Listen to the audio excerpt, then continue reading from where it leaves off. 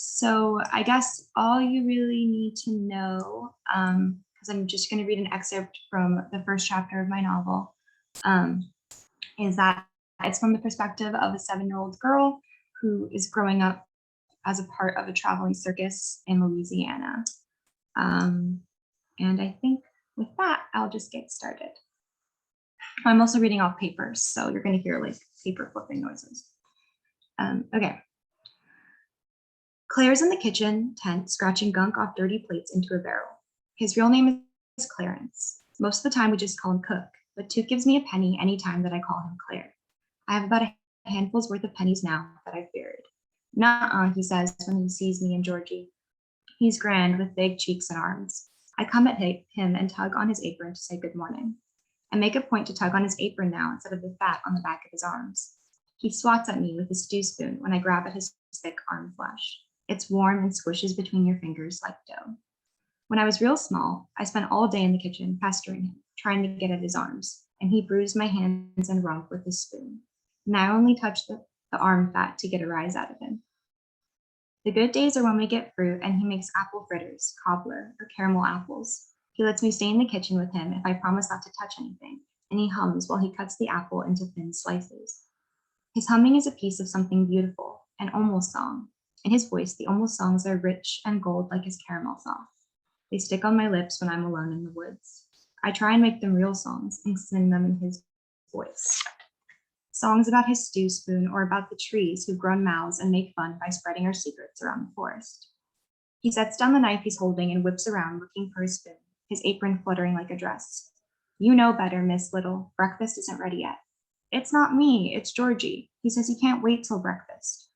I always talk loud at Claire because I'm afraid sometimes he doesn't hear me. Georgie calls my name and takes a step back behind me. Honest, I say. You ain't been honest a day in your life. He doesn't bother to look at me, but I catch him smile. He leans over the wooden cutting board. Wet potato heads poke out of a bucket on the fold-out counter, and he takes one of them and starts at it with his peeler. On the stove, a large pan with grease starts to pop. Is there anything from last night? You stay out of the cooler. Claire, I groan. We're gonna starve. I pull Georgie in close to me. You don't know what starving is. Your mama ought to taught you better than to tell lies like that. You too, Mr. Georgie. He concentrates on his potatoes now. He's fast with the peeler. Georgie squeaks beside me. You're my mama, Claire, and you're gonna let me starve. His nostrils flare. He hates when I say the mama thing. It shuts him up. Fine, I say. We'll help you make breakfast. He stops and turns, pointing his peeler at me. You're gonna do nothing of the sort. You go on, you hear me? You just go on. I was only teasing, Claire. We're going into the pyramid. We keep the chopped wood behind the kitchen stacked like a big pyramid, and even Took and Ray don't know that it's hollow on the inside. Claire knows because he keeps lookout, and Aldo knows because he stacks the wood. Aldo and I have an arrangement. I bring him my pork sausages, and he leaves the space in the wood. I don't worry anyway because I don't like pig meat, and Aldo doesn't talk much. The pyramid is the secret I've been dangling on a string since Georgie came to camp 4 days ago. He said it wasn't fair I tell him and then keep him out. Mommery says fair doesn't mean anything, that it's a dead word. At the back corner of the tent, I push into the tent flap that I cut with one of Claire's knives when he wasn't looking. I have to get down low to get through the me-sized hole that leads into the wood stack, but I'm quick and I don't scratch my knees up. Inside, it's dark. Little threads of light poke through the cracks in the wood.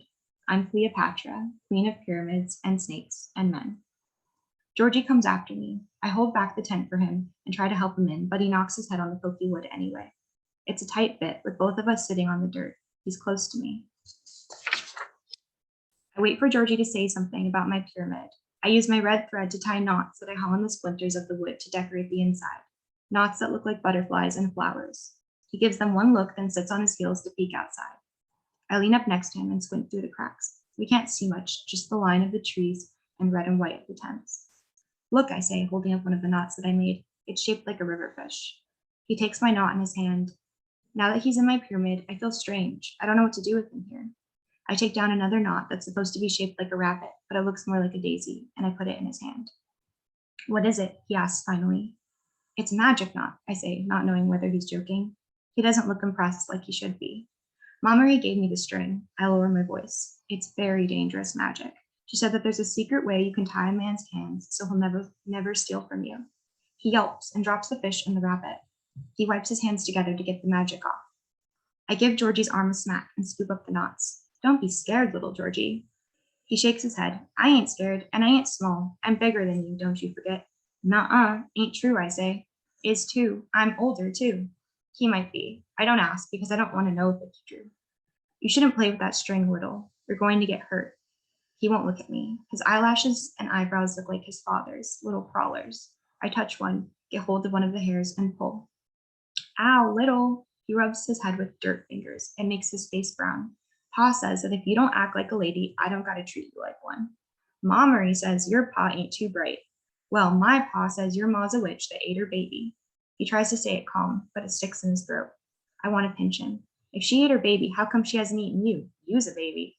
What if she's fixing to eat both of us? You's dumb as your pa. She's a murderer. He says it like he's never said the word before. Claire's probably going to serve breakfast soon. The smell of crispy hashed potatoes creeps under the tent flap and into the wood.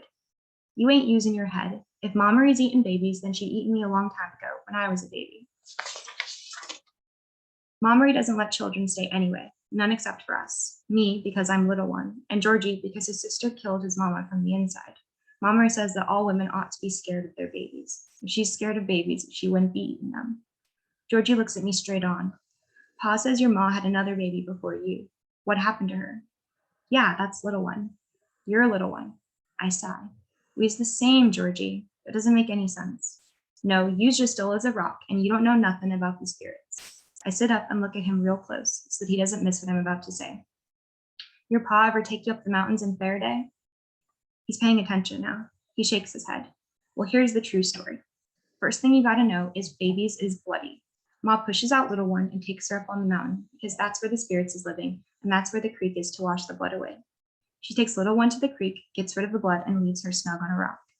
I lean in closer to him. His hair smells like the smoke from the fires at night. Then the giants find me and take my hand and bring me down from the mountain, give me back to Ma the next day. Giants? His voice raises up. There's no such thing as giants, little, he laughs. Is too. Ma saw them herself, big, real giants with tree trunk arms. Says they brought me back to her the same little one as before. I want him to take back his laugh. Ma said other stuff too that I don't have to tell Georgie. How she shook and cried when they brought me down, so she didn't know what they'd do to her, the giants and the spirits. Your ma didn't see no giants. Yes, she did. Well, teacher told me that giants are made up. They're fairy tales. Well, your teacher's wrong then. I'm telling you the truth. Little, giants aren't real. I told you, your teacher don't know nothing about it. I don't want to be here any longer. I don't want Georgie in my pyramid. I'd rather break it apart. This is my place. I shouldn't have shown him. I push myself back into the tent flap and through the hole. He sticks his hand out to grab my boot from the inside as I try and stand. Little. I shake off his hand and lean down to spit at him. The flecks from the spit make dots in the dirt. If there were little seeds underneath, they'd drink up my venom and grow into trees. Claire raises his eyebrows at me. The hashed potatoes and sausage are finished, and voices are prowling up outside the tent. I hear Georgie coming after me, and I almost dip my hand in the steaming pot to grab a handful of potatoes and make a quick getaway. But I feel Claire's eyes on me and the threat of his spoon. Outside, folks are waiting for breakfast. Preacher's starting his daily sermon. Bud, the juggler's got 3 cigarettes sticking out of his mouth and is trying to light them all at once for Aldo. He leans forward with his hands behind his back. Ray's gabbing loudly about something, and Tuke's quiet with his hands in his pockets. I wiggle between them all and run off to find Mom.